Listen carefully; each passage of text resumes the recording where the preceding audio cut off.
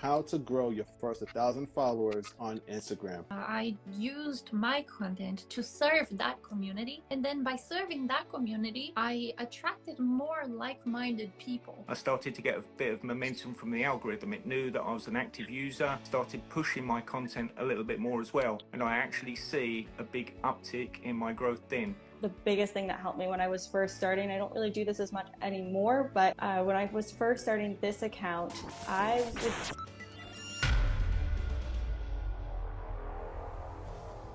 We are glad to be joined by Talk to May and Grow with Alan to discuss a topic that everybody wants to know about: how to grow your first 1,000 followers on Instagram.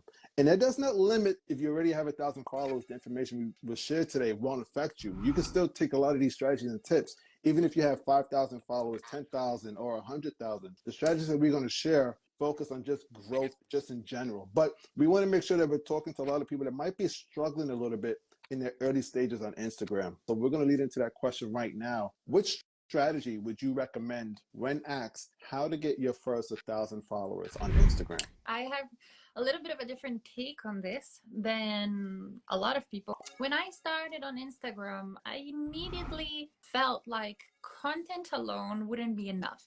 Because when I started, it was before Reels came up.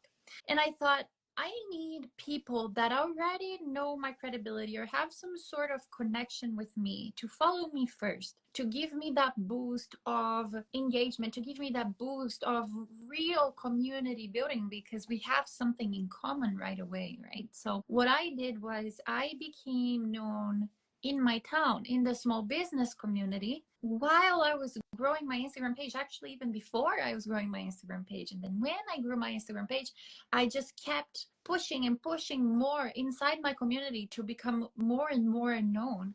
And that gave me my initial community with people around my town, with people that knew me by my name and knew me in person. And then I just kept growing and expanding in, like, within my town, and then after within my country. When Reels started, I used my content to serve that community, and then by serving that community, I attracted more like-minded people. So I already knew who I was speaking to, because I knew those people like personally when I started. So for me, my beginning was very easy, actually. I really recommend this connection strategy to everybody. If you can, get to know people and attract a certain type of audience initially that already knows you, that already has something in common to you, because growing gets so much easier. You kind of went the local route. And on social media, we don't even think about that aspect. We're so focused on reaching this person in this country, this person in, in this city. You went a different route that I don't hear a lot of people actually even consider. Something that I actually just posted, that I made a reel last Friday, I believe, about 10 steps to get 10,000 followers, and ultimately explain that every growth step milestone is really done the same way, just at different scales. That is one thing I said of growing, focusing about networking on and off of social media, right? Like if you are able to have a connection with somebody in person and they're able to refer your expertise, your profile to the people they know, that builds trust so much faster, and they're more likely to want to engage with your content because they were referred to see you, and they already know you a little bit through that person. It just definitely can be beneficial and speed up everything in the long run if you do that, and continue to do that as you continue to grow. What was interesting about May's one is she was very much about the core followers, and I think it's something we need to build first, because your core followers are the one who's going to help you grow over time. So it's very important for the first thing you need to do is to work out who your ideal client is, who you're going to be talking to, who your target audience is. You need to be attracting the right followers in. That's the first sort of step, I would say. But certainly as a strategy just for going forward and for full-on just growth, I would say the best thing you can do is actually be consistent. When I started, I did a 90-day sprint where I posted every day for 90 days. And I knew that was going to pay me back in some capacity, one way or another. Although the growth for the first sort of 30 days was pretty minimal, sort of only got up to about 500 followers, Once I got sort of 60, 70 days in, I started to get a bit of momentum from the algorithm. It knew that I was an active user. It started pushing my content a little bit more as well. And I actually see a big uptick in my growth then. So certainly if you want to just go for full-on growth, make sure you're optimized for the right people and the content is backing up what you say you're going to do and what your people can expect from you. But also just be consistent with it. If you're consistently putting out content, high quality content all the time, and just going with a really consistent basis day after day after day after day, that's one way you can do it, which will pay you back in dividends in the long run. Really interesting challenge right there. 90 days. If anything, as you said, you put it well, you're going to get back something from it. And even if that person did a challenge like that and you didn't get any followers, which is very doubtful, you're going to get back so much experience alone trying to figure out exactly who your content is catered for and different practices and strategies to either continue doing or maybe something you should probably leave behind because it didn't work out well. So that's a really great challenge. What Alan said, that's actually something that's really important where people, when you first start your account, like if you can show up as much as you can consistently for an extended time period, 30 days, 60 days, 90 days, it's going to help you so much. That's what I did when I first started this Instagram from my old Instagram. My old Instagram, I had like 140,000 or so followers there. It was a different niche, and I decided to start fresh to create this account. When I did, I showed up consistently for about 60 days every day. And some of those days I was even posting, in the morning and in the afternoon. And that seems so overwhelming. And you know what? Sometimes it was. But I would say, in order to have that sustainable, knowing that it was only going to be that X amount of time helped me continue to push through. It was kind of like a fun challenge. And also understanding that the whole battle of quality versus quantity when it comes to posting, you're going to get quality by quantity, by showing up more. The more you post, the better it's going to get. So don't let that perfectionism hold you back and allow yourself give yourself the grace to learn and continue to get better as you post. So that's a fantastic strategy and tip there. I would also add, for me, the biggest thing that helped me when I was first starting, I don't really do this as much anymore, but when I was first starting this account, I would go in and find the leaders in my niche that I thoroughly loved their content. I mean, it's not just any leader who has a lot of followers, it's people you really enjoy their content within your niche. And I would turn on their notifications whenever they posted, if I was able to at that time. If not, then I would do it later and catch up. But I would make sure, every day, every couple of days to go in and actually engage with their content in their comment section and in their DMs, responding to their stories, just building those relationships and becoming recognizable in the comment section. And also by, training the algorithm to understand I'm interested in that content. And then I want those people, their audience members, to see me and have that consistent connection to build out the way that Instagram shows your content to people. So that's huge. If you're just starting, make sure that not only are you engaging with people within your niche, but you're doing it consistently and you're doing it with the people that you actually enjoy, because it's going to be way more organic when you are leaving those comments and it actually is felt from the people who are reading it and the person who is actually receiving the comment. You want to leave genuine messages, whether it's on the comments or in the DMs, and you do build a great relationship. That's awesome. I'm going to double up a little bit. That might actually include all of your strategies, and that's the idea of mixing up your content. I've seen it. I've even practiced it myself wrongfully. I'm being honest. Posting just one type of content, whether you only post reels, whether you only post carousels, whether you only post single images. I would suggest, especially in the beginning stages, try to mix it up. Diversify your content offerings. Try them all. Figure out a schedule that you could probably do one or two of each every week. Diversify your content, and then later, maybe it's after 30 days, maybe you're doing 90 days like Alan. Figure out which ones really gravitated to the audience that you are trying to target. See which ones got the most engagement, got the most reach. Double down on those.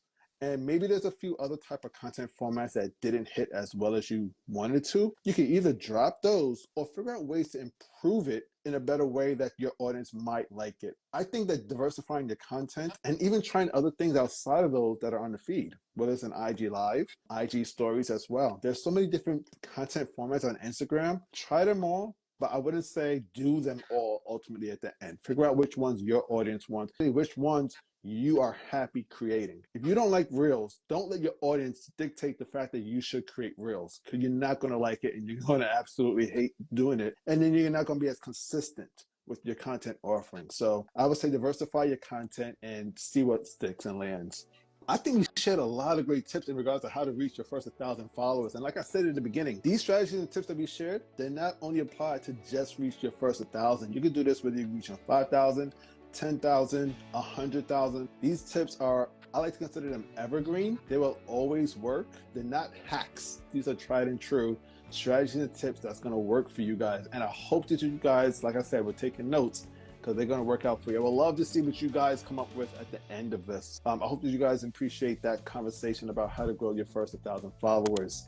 Take the advice from myself, May, Megan, and Alan. And like I always say, step your gram up. How to avoid 5 common Instagram growth pitfalls. I find a lot of people getting very discouraged if they're not hitting, if they're not getting all these followers and they're not getting this sort of arbitrary number in their head of just how many likes or whatever. Respect and honor that the number represents people and not just a number. Yeah. Because you could buy the number. Anyone can go and buy it. It's like, it's cheaper than it's ever been. You gotta have community, you gotta have consistency, you gotta have content. But that means a lot of different things for a lot of different audiences and a lot of different accounts and content creators out there. So everyone says you need to consume content for inspiration, follow your competitors, engage with them, and whatever that actually can be hurting your growth because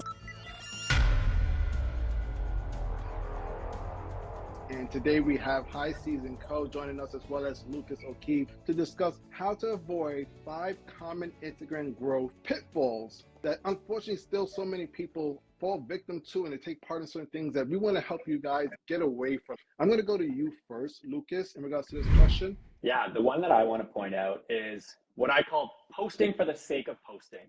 I know we all talk about, I talk about at least, the 3 C's of social media. You got to have community, you got to have consistency, and you got to have content. And I swear by that in everything I do. I think that's super important. But that means a lot of different things for a lot of different audiences and a lot of different accounts and content creators out there. So I think everyone hears that and feels pressured to have to post every single day of the week, multiple times per day, per week, right? And I say create content every day. If you're the content creator, right? Create content every day for the growth, for the experience, to stay on top of what's changing and to better your content creation. But you don't have to post every single day. I think what happens when people feel the pressure to have to constantly be sharing every single day, or they're worried they're gonna stop their growth, like we said, it's always there. It's always in the back of people's head. I think what happens is people really end up lowering the quality of their content. And at the end of the day, if you are just putting up that post that is like a 3-second reel, and you're like, I've done all these things before, like a 3-second reel just for the sake of having a post up there, or like a quote that you've reposted or that you've done a bunch of times. Really just think, and not to say that content doesn't work, because it does work for a lot of accounts. But if you are just doing the post that you're creating just to kind of fill a schedule or fill a calendar, I think in the long term, sometimes even in the short term, when you're really starting, that's going to hurt your growth, because it's not going to get as much engagement. It's not going to get as much interaction. Your audience will probably skip it. And then over time, that's really going to pull back your really good content that you spend a lot of time on from being seen. So that's something that I've had to remind myself as well, and that I do see a lot of people doing, just worried about that consistency game and the pressures of that. Sometimes what I advise people to do, and this is why I love having like a monthly content calendar and having as much as I can planned out at the start of the month, have your content ready to go in advance. Let's say you only have 15 posts or 16 or 18 or 20 posts. You don't have 30, maybe you only have 10 posts. Find a way to spread that out throughout the month. Don't worry about doing like, an everyday content sprint for 2 weeks and then running out of every idea and post you ever had, right? And then struggling to just throw anything out there. So always look at how you can stay ahead of it. It's okay to not post daily, right? It's okay and it's important to spread out your content just so you can keep that consistency. It's an overall long-term game, not a short-term 30-day sprint. I like the fact that you are pointing the fact of the consistency aspect, because when people hear the word consistency, they hear I must post every single day, sometimes multiple times a day. And that's not the smart strategy. So this one is maybe going to be a little counterintuitive, but I would say one of the biggest Instagram growth mistakes is when you consume more than you create. So everyone says you need to consume content for inspiration, find that market research and follow your competitors, engage with them and whatever, spend X amount of hours on the app in order to have success. And I would say that actually can be hurting your growth because one, you might lose your own voice because you're going to be unconsciously taking ideas from other people and losing that originality. Two, you're not going to actually be spending the hours putting out the stuff like Lucas was saying, where you're actually putting out content and, creating daily. If you're constantly consuming, you have less time to create. And you have to find that balance of where you can create your unique content and find that inspiration. Personally, I like to find inspiration off of Instagram. So like one of my favorite things is when I'm in the grocery line and I'm seeing like all the headlines from different magazines and tabloids. That really helps create more ideas, spark different creative things for me, outlets for where I can create new things on my Instagram, where I'm not constantly consuming other people's content on this platform, because we don't want to just be a rinse and repeat.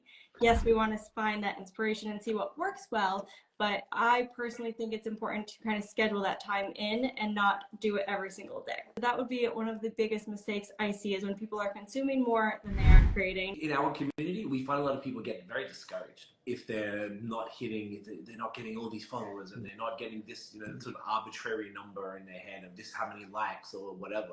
When even if the numbers are really low, what you need to be doing is using the numbers to grow in the right direction. For example, like Tiff mentioned earlier, like saves and shares.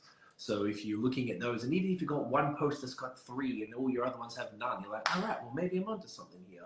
And use those numbers, no matter how small and maybe not essentially encouraging at the beginning, to then make the right tweaks and change that pattern of growth and change the content, and don't be so precious about it, and take that community feedback, which is essentially what those numbers are telling you without words. 100%. Yeah, we always say when we think about 100 people in a room would be wild. Like if you had 100 people who cared about you and wanted to be in a room and listen to what you said, you would be having some small, real presentation. You'd be given a massive presentation, say at a university at that point. Like it's like a good number. So it's like respect and honor that the number represents people and not just a number. Yeah. Because you could buy the number. Anyone can go and buy it. It's like it's cheaper than it's ever been. I think it's probably $10 to buy like probably 50,000 followers or something.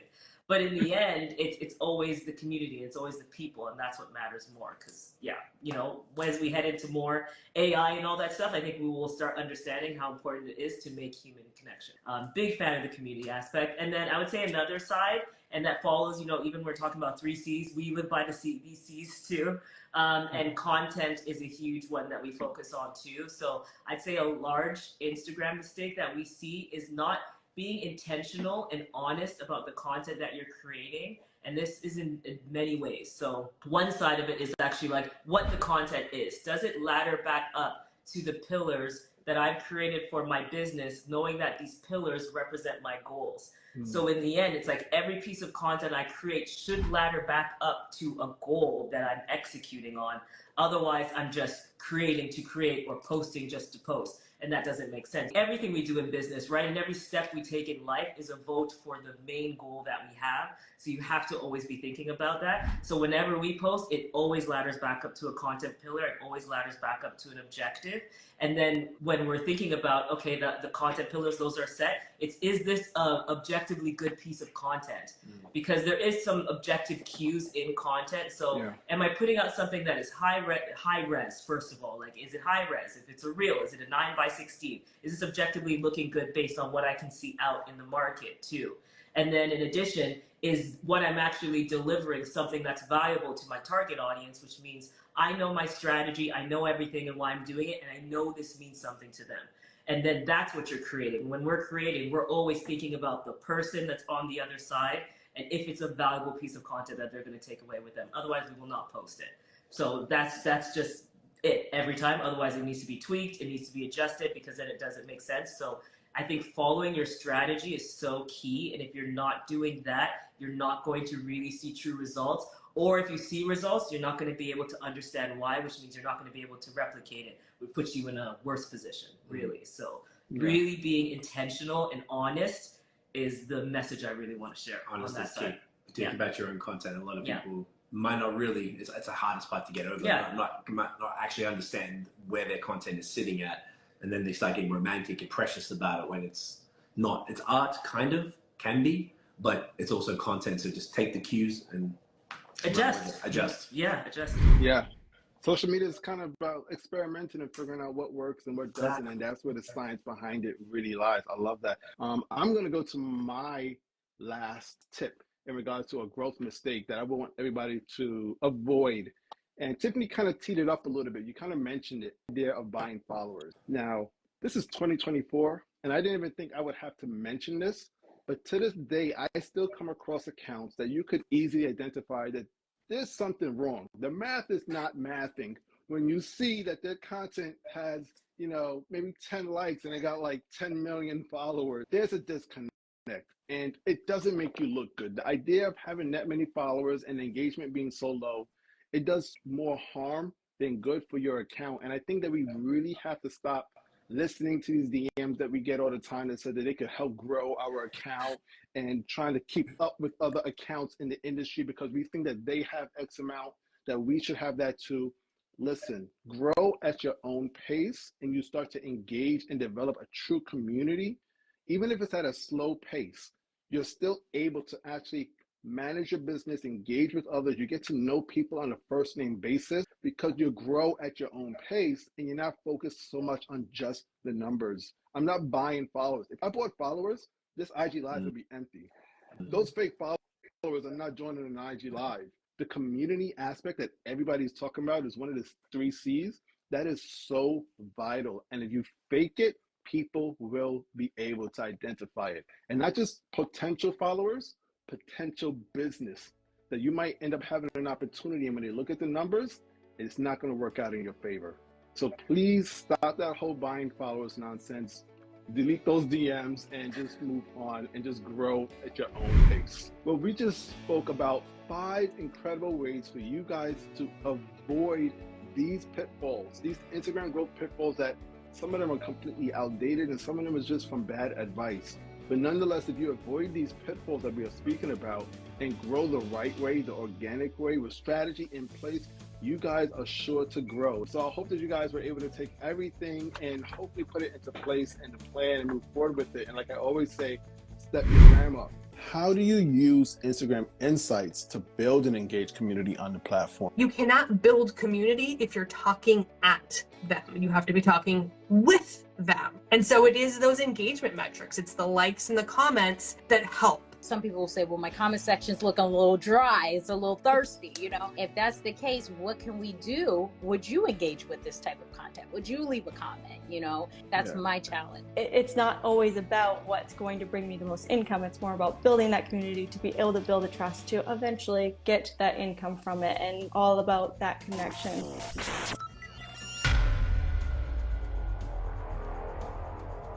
Today, we are so lucky to be blessed with their presence of Jenn's Trends and content coach Lindsay, joining us to discuss the topic of today's IG secrets to help use insights that make a bigger impact on your social media. We're going to be discussing how to actually grow an engaged community using some of these things that we're going to find in the insights. I'm going to go to you first, Jenn, in regards to how do you use Instagram Insights to build an engaged community on the platform? Like, if you had one specific one that you wanted to recommend, what would be that? In terms of the community, my biggest thing that I look at when I'm looking at those insights, and not just post insights, but overall account insights, is looking for what generates the most engagement. And by that, I mean comments and likes.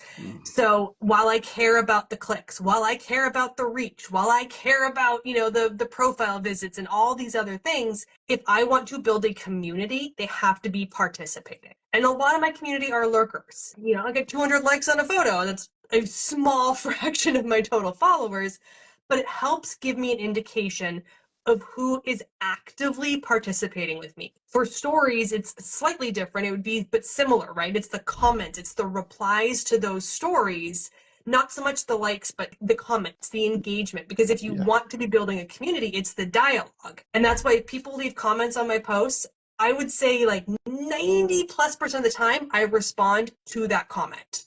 Okay. Even if it's just to say thanks. Because if they've taken the time out of their day to comment, the least I can do is respond and be like, thanks for your opinion, or I'm so glad you enjoyed that episode, or, you know, what would you prefer to see, or what's the one update you were most excited about, or whatever it is.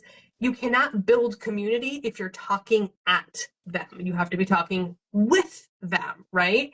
And so it is those engagement metrics. It's the likes and the comments that help, you know, in terms of what type of content is going to generate that engagement. And I've learned that my weekend posts are my conversational ones. They're ones where I talk about my past, my history, my life lessons, business life, mom life, and they're not Instagram at all. I don't put hashtags on them. I'm not trying to grow an audience around these things, but it's where I share who I am. And those will get sometimes 50, 60 comments on them because people are like, oh my gosh, I do the same thing with my kid, or it's so great to hear their mom say these things. And that is where I'm building community, not around here's how to post on Instagram. Yeah. So it's the engagement on those that to me is most important. That's key because you're nurturing your audience and they see themselves in the content that you're putting out there and they respond and they're reflective of that. Yeah, for me, it's all about the comments. It's always going to be the same. I love my community. We vibe out together. They are always like, oh my goodness, you know, and I ask them questions because I want them to feel like they're a part of it. It's sort of like what she said before, where you're not talking at them, you're speaking with them. Again, it's conversation over presentation. Some people will say, well, my comment section's looking a little dry. It's a little thirsty, you know. If that's the case, what can we do? Would you engage with this type of content? Would you leave a comment? You know, with the most introverted person who says, I never leave comments, but I had to comment on this one, comment this one. That's my challenge. And I take that with so much pride because I want people to feel like they have a voice and then I appreciate their voice. If someone says something like crying, laughing face or mention something, I'm laughing back with you because I have a sense of humor. Even trolls, like I reply, like I have so much fun. And I think, you know, need love. You're helping us get engagement. Shout out to you for taking the time behind your keyboard since you're so confident, you know? Right? Thanks for correcting that typo. You just got me engagement. Got me. Oh, thanks. Appreciate you. No, it's fun. I just feel like, you know, sometimes we get too serious and focused on all the metrics, but it's like, don't forget to enjoy the process because in all honesty, I remember when it was all about like growth heavy for me in the very beginning and it stressed me out. I quit for a whole week and I didn't plan on coming back, but I realized the way that I was approaching my content was not from a place of love, of joy, of happiness. It was from a place of, I got to get results and I got to do the, you know, that hustle bustle approach. So I think having the comments, the DMs, the stories, I used to hate stories, fun fact, and now I just love them. I love being able to have those conversations with people. And it's the best feeling when you know that, you know, people say, oh, this was so helpful or I needed to hear this. Everyone's not going to leave a comment, but they might send you a DM and say, I've been watching you. This was so helpful. That means the world to me. So again, number one priority for me is going to be community in whatever form that is. The comments do help because my comment section is pretty loud. So it helps me to know what type of content to create moving forward. So market research, conversations, connecting and building those connections. You never know. People have referred me. Even if it wasn't for them, they're like, oh, I know someone who does that. Connect with people. Have fun. That's my advice. Yeah. I mean, this is called social media and we should be social on this network that we have in our hands. Literally, we have the entire world in our hands where we could conversate with individuals across the world. I love that we're, you know, so far really focused on what connection we have because, you know, the question being about how to build that engaged community. It is about connection, right? It's not really about those vanity metrics to be able to just reach the millions and the masses. It's about the depth of those connections. So I'm really liking where those viewpoints are coming from and how it's different so far because mine's actually a little different too. I actually love seeing shares more than anything when I am looking at from a bird's eye view, like overall in the past month, all the way down to like day to day when I'm looking at the posts. Like when I go into my notifications and, you know, you see at the top shares, mentions of you, those are by far my favorite I feel as if it takes the most for somebody to go out of their way to share something, whether it's in the DMs to somebody else or it's to their stories. It's like they have so much trust in that piece of content that you shared that they want to, you know, give that to other people. They want to be the one that is spreading that to other people. And that really helps,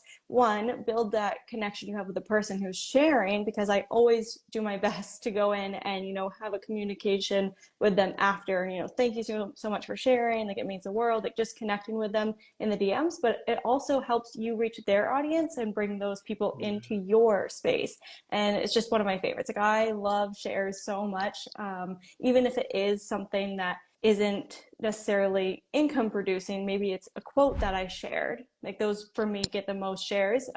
It's not always about what's going to bring me the most income. It's more about building that community to be able to build a trust to eventually get that income from it. And like we've said here so far, it's all about that connection that we have in order to see the end results that we really want.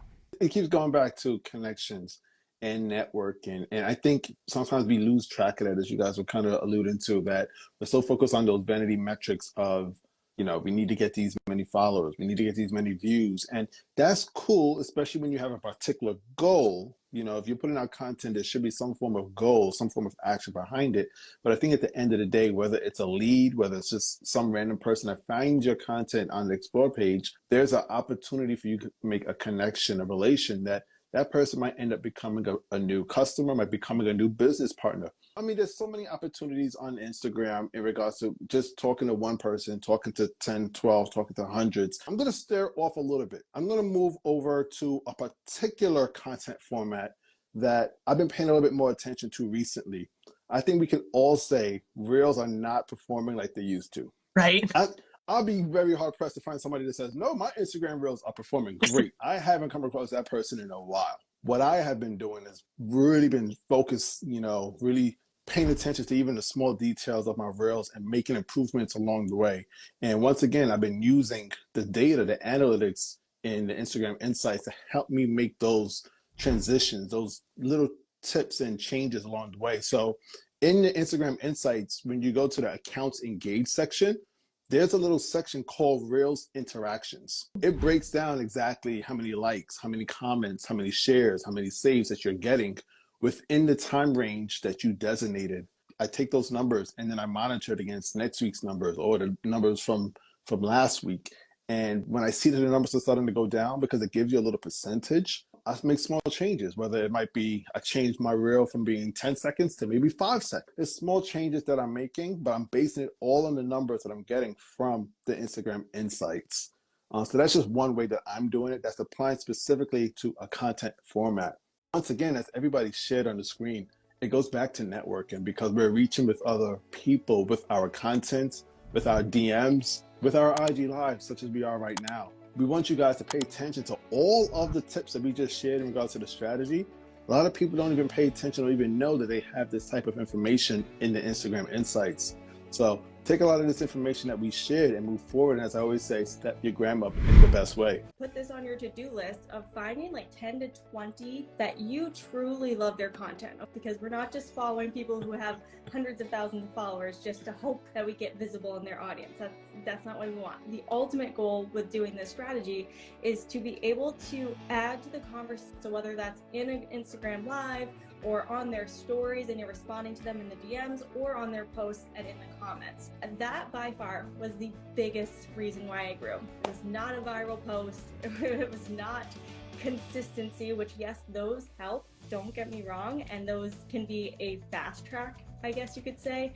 But ultimately, it's finding your other leaders and building that strong community, really viewing leaders as community and connection instead of a competition. How to get your first 50K, 100K, and 200K followers on Instagram. Everybody on the screen, not me, but everybody else has actually hit certain milestones to that point and beyond. So I thought it would be really interesting if we could actually get into the mind of individuals who have reached that milestone and kind of get a few different tips, because not everybody uses the same strategy to get to that certain point. And I think everybody here has a different perspective on how they reach those milestones and will be willing and able to share a little bit of that insight with everybody watching. One of the major things on Instagram is we're always trying to grow our community, trying to grow our reach, and just get a little bit larger, whether it's on our fan base, our audience. And like, I'm using the word community a lot because I like to call our followers a community. Everybody has a different role in that community. But we're going to get into our conversation right now, all about how to reach those specific milestones of followers on Instagram. The first question is, what is one major factor that you believe helped you reach your large audience? And would you suggest others to do it as well? So I really put a lot of thought into this before we started, because I don't always focus on following, and I don't often talk about it a lot in my marketing, because like what you said, like I think I'm more of community and the people that I'm serving. And I really believe that, people have like, even if you have like 10 followers, right? If you serve those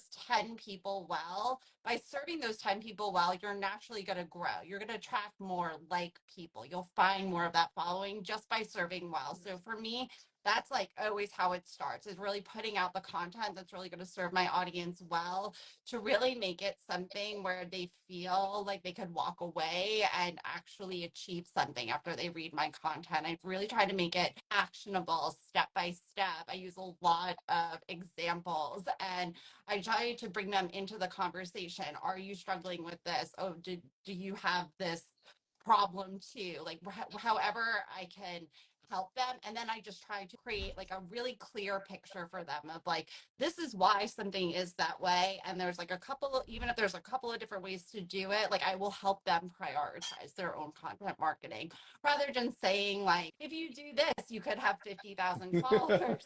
I'm more of like, here are some strategies. Find the ones that work for you. How could you experiment with this? How could you take charge of your marketing? And really, just empowering them. And then they share it, and then they bring more of their friends, and they tag their friends in the comments. And like I said, it's like, if you serve, like if you're just thinking serve like your people well, like your people will bring in other people. Yes, and I think you mentioned two key words that I really relate to. It's empower and help, because both of those things take you out of the equation and you're more focused on those that are around you and trying to help them ultimately and empower them in a position where they can start doing it on their own. Yeah, I think I could probably piggyback a little bit as she was talking. Like, I think that the empowerment is huge. And one of the things that I recognize is people were following and reacting to my content. I would get a lot of DMs that would say, I shared this with my aunt. I shared this with my cousin. I shared this with my ladies group at Bridge last week. Those kinds of things really helped to grow. That made it a spectacular, that was just a spectacular thing that kind of organically happened. That's not really a strategy. It's just, you hope that you come across in a way that people recognize, hey, I needed this information. I know someone else that needs this information too. And so I would always encourage them in my weekly lives, hey, make sure to share this with somebody that needs it, or send it off. I'm big about sharing to other people. And I think the other thing about growing was making sure that what I was providing was easy access information. So it wasn't anything that was too difficult. I really kind of, I hate to say niche down. I hear so many people say that phrase. So it's not necessarily that, but I think once I discovered that the need was so large, and then I hit that home, and I'm like, okay, this went really well. What else? And then just started making the list of content, listening to what my DMs were saying, what are they asking for, and really engaging them. I love being able to, it is, this is another point I think that she made, was it's important to grow your audience, but it's also important to engage the audience that you already have. Yes. And I think that some people miss that. They're like, I just want those big numbers. I want those big numbers. But then they completely forget, well, what about these people? What about these people that are already following me? Don't they deserve something more than just getting hooked into my content? So I tried to make sure I'm delivering assets and different things that, takeaways that they can I know I want to go see what Jenn put today because last week it was this, and who knows what she's going to do this week. Trying to nurture that audience as well. Finding your niche and empowerment. How you empower, how you inspire, how you educate, how you make people feel a part of something more and as if they can really add to something. It's all going to be different based on how you like to show up. And I don't think that's spoken about enough. So I love that you guys shared that in different ways. Empowerment is huge. So I'm going to share my best tip. I actually just shared this as a reel the other day. I started to create a series of Instagram growth hacks that actually will grow your following, because just raise your hand here, like in the comments and on screen. Does it not irritate you when you see those Instagram growth reels about tips to grow your Instagram and it's like a story, like how to create a cute story? I create cute story reels. Like, don't get me wrong, I love that style of content, but that's not how you grow your Instagram. So this one I just shared about how connecting with other leaders in your niche and sister niches, people who aren't maybe the exact same, but they're kind of a sidecar of what you teach, someone that goes hand in hand with what you teach. So for instance, I teach social media marketing, Instagram growth, and strategies for you to grow and monetize. Someone that would be a sidecar for me would be somebody who's an expert in Instagram Live, somebody who's an expert in marketing, someone who's an expert in video, something a little bit different, right? And connecting with them, but going a step further to put this on your to-do list of finding like 10 to 20 that you truly love their content, okay? I want you to take some time to actually find people you like, because we're not just following people who have hundreds of thousands of followers just to hope that we get visible in their audience. That's not what we want, because the ultimate goal with doing this strategy is to be able to add to the conversation person is creating content around. So whether that's in an Instagram Live or on their stories and you're responding to them in the DMs or on their posts and in the comments, it's finding ways to connect with these people almost every day, because what they're putting out you agree with, or maybe you don't fully agree, but you have something to add, something to connect a little bit deeper and create that engaging conversation. And doing this really helps because yes, you get seen by their audience because you're going to be showing up in not just the comments, but actually suggested content as well, because Instagram starts to tie you together. But you also are going to build that relationship with that leader. So you're going to get invited to do collaborations. You're going to have funny conversations in the DMs where you get shouted out on their stories. You're going to be able to be recommended by them because they trust you, right? There's so many benefits to that. And that by far was the biggest reason why I grew. It was not a viral post. It was not consistency, which yes, those help, don't get me wrong. And those can be a fast track, I guess you could say. But ultimately, it's finding your other leaders and building that strong community, really viewing leaders as community and connection instead of a competition. You said exactly what I was going to follow up with. Once you find somebody else that's in your same vertical, immediately look at them as that's an enemy. That's somebody that's going to take my money from my pockets, in regards to my business. And I think we have to really change that mindset. I've never looked at other people as competitors. I looked at them as collaborators. There's an opportunity when you find somebody else in the same vertical as you, because they're never exactly the same. And that difference that might make them slightly different can help you, and the same goes vice versa. And I think that's one of the major ways that someone can grow on Instagram is when you do all of these collaborative efforts. I mean, look at what we're doing right now. We're on a 4-person IG Live right now with a very strong community. I'm seeing the numbers going up and down, and I'm seeing people come in and out, and it's some of Megan's audience is coming in and they're discovering Jenn and Cyndi and myself. And I think collaborative efforts like this, part of Instagram, and they just try to do it so much more in all of their content formats. Like Megan said, I think we got to change our mindset in regards to those that we look at as competition and look at for the opportunity that we could discover. And maybe there's something else that we could both bring to the table. And at the end of the day, as Cyndi stated, empower and help the audiences that we both combined have. I hope that everybody got some insight from our conversation today, all about how to get your first 50K followers, 100K, and 200K followers. With all of the strategies and tips that were shared today by Cyndi, Jenn, and Megan, I think you guys are going to be able to, as I always say, step your gram up to the next level and move forward as you build your community. All right, I'm so excited for this game. I would love for our guests to play along, plus the audience. So if you are in the audience and you are able to type in your answer, please feel free to do so. It is called Name That Social, and it's going to be anything that has to do with social media, whether it's a specific platform, a feature, content, current day or old, something around social media. And I'm going to give you 3 clues. After I'm done with the 3rd clue, tell me your answer of what social platform or feature I am speaking about. All right, so the first one is an old social media platform that the founder's name was Tom. You were able to put music on your feed and you had your top friends list.